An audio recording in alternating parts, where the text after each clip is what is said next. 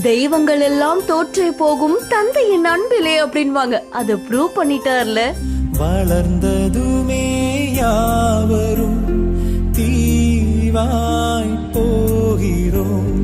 தந்தை அவனின் பாசத்தை எங்கே காண்கிறோம். நமக்கெனவே வந்த நண்பன் தந்தை.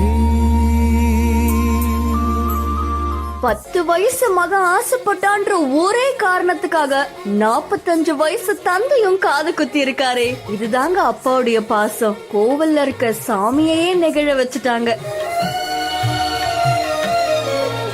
சிவகங்கை மாவட்டம் முக்கு பகுதியை சேர்ந்தவங்க தான் சேகர் செல்வராணி தம்பதி. இவங்களுக்கு விஸ்வநாதன்ஸ் அப்படின்ற ஒரு மகன் இருக்காங்க.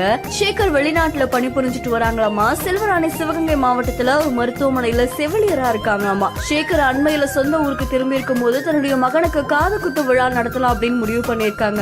அதை தொடர்ந்து பத்திரிகை அடிச்சு தாய் மாமன்னு எல்லா உறவினர்களையும் கூப்பிட்டுருக்காங்க.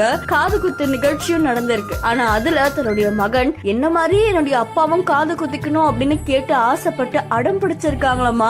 தன்னுடைய மகன் ஆசைப்பட்டான்ற ஒரே காரணத்துக்காக அவங்க அப்பாவும் மேடையிலே உட்கார்ந்து காது குத்திக்கிட்டாங்களாமா. இந்த நிகழ்வு பலரையுமே ஆச்சரியத்துல ஆழ்த்தி இருக்கு.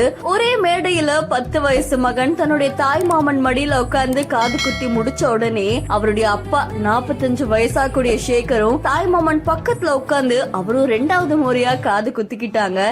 இது பாக்குற பலரையுமே நிகழ்ச்சியில ஆழ்த்தி இருக்கு. தன்னுடைய மகன் விருப்பப்பட்டான்ற ஒரே காரணத்துக்காக அப்பா இப்படி ஒரு செயலை செஞ்சிருக்காங்க.